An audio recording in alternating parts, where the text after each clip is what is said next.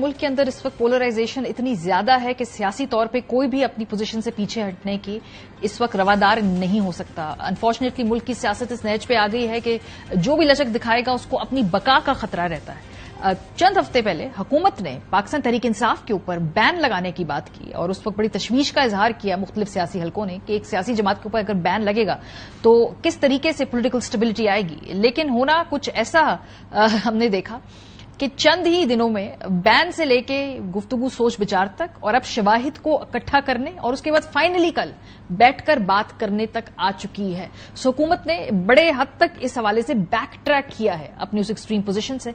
जरा देखिए ये सफर कैसा रहा बैन लगाने से मुज़ाकरात करने की दावत तक। वफाकी हुकूमत पीटीआई को बैन करने के लिए केस मूव करेगी। तहरीक इंसाफ पे पाबंदी लगाने जा रहे हैं, बहुत क्रेडिबल एविडेंस मौजूद है। ये फैसला जो है वो ऑब्वियसली लीडरशिप पहले इसको देखेगी, उसके बाद जो हमारे इत्तेहादी हैं उनसे मशवरा होगा और कानून आइन के तहत होगा। अभी तो कैबिनेट के सामने वो डिक्लेरेशन नहीं गई, कैबिनेट उसके ऊपर गौर करेगी, डिक्लेरेशन जो है वो अनाउंस होगी और सुप्रीम कोर्ट में जो है वो पेश होगी। जहां तक ताल्लुक है पीटीआई पे पाबंदी का तजवीज है और इस तजवीज के ऊपर फर्दर जो मुशावरत है वो हम अपने सियासी इत्तेहादियों के साथ करेंगे। सियासी जमात पर पाबंदी नहीं लगनी चाहिए। इसके पॉलिटिकल और लीगल दोनों एंगल्स जो है वो पूरी तरह थ्रैश नहीं होंगे। रेफरेंस तब तक जाहिर नहीं जाएगा, लेकिन मटेरियल ऐसा है कि इस पे बात हो रही है और ये संजीदगी से कंसिडर किया जा रहा है। काबीना में वो चीज आती है जिस पर हतमी मुशावरत हो गई हो, इतने सबूत हैं, इतने शवाहिद हैं जिनको इकट्ठा किया जा रहा है, जिन पर बातचीत की जा रही है। हमने तो कभी कैबिनेट के एजेंडे पे रखा ही नहीं था। बात करो, बर्बाद मत करो, सुलझाओ, उलझाओ मत। वहां से लेकर यहां तक पीएमएलएन ने इस हफ्ते काफी सफर तय किया है, लेकिन साथ साथ तहरीक इंसाफ ने भी बड़ा सफर तय किया है। हम देख रहे थे कि गुज़श्ता 1.5 साल से एक तरीके से एस्टैब्लिशमेंट के साथ बाकायदा डायरेक्ट उनकी इस वक्त महाजर आई थी। इस हफ्ते से उनकी टोन में भी तब्दीली आई। उमर अयूब साहब ने, फिर अलीमा खान साहिबा ने, फिर उसके बाद गंडापुर साहब ने और आज दोबारा अपनी एक प्रेस कॉन्फ्रेंस में उमर अयूब साहब ने बार बार ये बात कही कि हमें लड़ाना चाहती है पीएमएलएन फौज के साथ, हमारा उनसे कोई प्रॉब्लम नहीं है, साइड पे हो जाए, हम अपने मसाइल खुद ही सॉल्व कर लेंगे। सुनिए। बड़ी जुमात को और फौज को आमने सामने खड़ा करना चाह रहे हैं और ये मुल्क के लिए नुकसानदेह है। एक सेटअप जो इस वक्त चल रहा है ये गैर आईनी, गैर कानूनी है और इसका वाहिद हल है कि फिल फॉर इलेक्शन होने चाहिए। कल के दिन हम लोग अपना इजलास करेंगे कि अगला लाए अमल हमारा क्या होगा और उस पे हम पार्लियामेंटेरियंस धरना जो डी चौक है यहां पे भी हम लोग, इस पे भी हम लोग डिसाइड करेंगे। पर वाज़ेह पैगाम है गवर्नमेंट को कि आप बहरहाल जी इस हवाले से वो बात कर रहे थे कि फौज और अवाम को आमने सामने खड़ा कर दिया जा रहा है। इसमें नून लीग के वो बात खास तौर पे उसको इल्जाम दे रहे थे। मोहम्मद मालिक साहब हमारे साथ मौजूद है, मालिक साहब से हम गुफ्तगू करेंगे इस हवाले से। पीएमएलएन और पाकिस्तान तहरीक इंसाफ ने हमने देखा कि थोड़ा थोड़ा पीछे कदम लिया है। अब ये दानिस्ता तौर पे पॉलिटिकल स्ट्रैटेजी है या वाकई कोई ना कहीं कुछ थॉ हो रहा है या कहीं ना कहीं कलेक्टिवली सबके जहन में ये बात आ गई है कि हमने इस एक्सट्रीम पोजीशन से पोजीशनिंग नहीं करनी कि उसके बाद वहां से पीछे हटना मुश्किल हो जाए। इस पर हम कोशिश करेंगे कि हम बात करें। मालिक साहब हमारे साथ मौजूद है। मालिक साहब, मैंने 2 मुख्तलिफ पोजीशंस दिखाई, पीटीआई को बैन करने की, वहां से लेके बात करने तक आ गए, और तहरीक इंसाफ ने भी बड़े स्मार्टली बाइफर्केशन कर दी है कि उनका मसला तो पीएमएलएन है, वो तो ऐसे ही हम गलतफहमी है, मिसअंडरस्टैंडिंग है। What do you make of it? देखिए इसका कंफ्यूजन ज्यादा नजर आ रहा है हमारी पीटीआई की तरफ से, because blow hot blow cold चल रहा है। 3 दिन पहले खान साहब ने बयान दिया कि जिन लोगों को मैंने नाम लिया हुआ, अगर मेरी अहलिया को कुछ हुआ तो मैं उनको जिंदा नहीं छोड़ूंगा। अब वो 3 लोग आपको पता है आर्मी की टॉप हायरार्की के अंदर आए में हैं, उनका नाम है। फिर अचानक ये बयान सामने आया कि जी हमें लड़ाने की कोशिश की जा रही है और मुझे पता है आसिम मुनीर साहब भी नहीं करेंगे, हम भी नहीं चाहते। सो आपको ब्लो हॉट ब्लो कोल्ड लगता है, लेकिन जो असल झगड़ा है वो May 9 बहुत बड़ा एक टर्निंग पॉइंट है। उस पर पीटीआई का वही साथ है कि फॉल्स ऑपरेशन है। तो अगर आप सुलह चाह रहे हैं और साथ ही आप ये कह रहे हैं कि आप लोगों ने हमें धोखा दिया, आप लोगों ने सारा करवाया है और हमारे पे डाल रहे हैं, तो इट्स नॉट जेलिंग।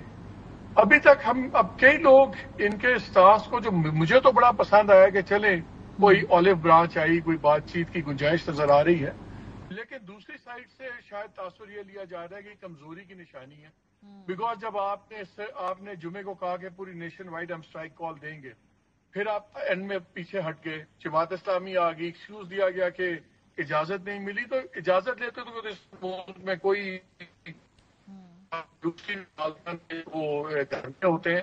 May 25 کو جب خان صاحب آئے تھے اسلام آباد میں اور بڑا مار پھاڑ ہوئی تو وہ بھی بغیر اجازت کے کراؤڈ تھا.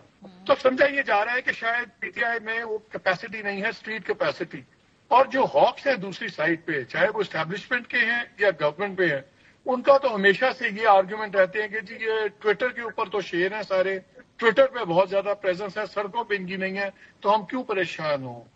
اور جب آپ کالز دے کے بیک آف کرتے ہیں تو آپ اس آرگیومنٹ کو تقویت دیتے ہیں نہ چاہتے ہوئے بھی کہ دیکھیں سڑک پہ آنے کی جب بات ہوتی ہے تو دھمکیاں چلتی ہیں، آگے بات نہیں ہوتی. اب پرابلم کیا ہے؟ پرابلم یہ ہے کہ جو سبسٹینٹیو پوائنٹس ہیں May 9 والا، اس پہ پی ٹی آئی کا بیانیہ وہی ہے. جو ذاتی بنا ہوا ہے بٹوین خان صاحب اینڈ آرمی چیف، وہ بھی بیانیہ چینج نہیں ہوا ہوا. تو جو پوائنٹس آف اصل کانفلکٹس ہیں ان میں تو تبدیلی نہیں آئی. آپ یہ کہنا کہ گورنمنٹ ہے، اب ایک طرف آپ یہ کہتے ہیں کہ یہ گورنمنٹ اتنی ارریلیونٹ ہے، یہ پاور لیس گورنمنٹ ہے، ہم ان سے بات بھی نہیں کریں گے، بات کریں گے تو ہم پنڈی سے کریں گے. اب آپ یہ کہہ رہے ہیں کہ جو لوگ اٹھائے جا رہے ہیں، سب کچھ ہو رہا ہے، یہ گورنمنٹ کر رہی ہے. آئی تھنک اب پی ٹی آئی کو فیصلہ کر لینا چاہیے کہ اگر تو تھرو نیگوسیشن مسئلے کا حل نکالنا ہے، جس کا میں بہت بڑا حامی ہوں. میرا خیال یہ ہے کہ اگر نیگوشیٹنگ ٹیبل پہ پی ٹی آئی بیٹھے، چاہے فرسٹ اسٹیج میں دوسری پولیٹیکل پارٹیز کے ساتھ بیٹھے، فوج کے ساتھ بعد میں ہو جائے بات، تو ایک تو کہیں بات پہنچے گی. لیکن ایک طرف گورنمنٹ اتنی ریلیونٹ ہے کہ ہم نے ان سے بات نہیں کرنی، دوسری طرف آپ کہہ رہے ہیں جی گورنمنٹ اتنی اسٹرانگ ہے کہ وہ ہماری لڑائی کروا رہی ہے بٹوین ہمارے میں اور فوج میں. These things don't gel. So mix messaging آ رہی ہے، one step forward, two step backward.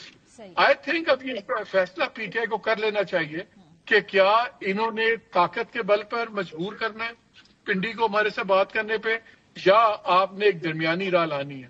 درمیانی راہ آئی تھی جب اچھک صاحب نامنیٹ کیے. اگلے دن آپ کو یاد ہے جب اچھک صاحب آئے تو سب نے کہا یار زبردست موو ہوئی ہے کہ آپ پلازیبل ڈینائبلٹی کے ساتھ آپ وہ بندہ آ گیا، وہ بات کریں گے.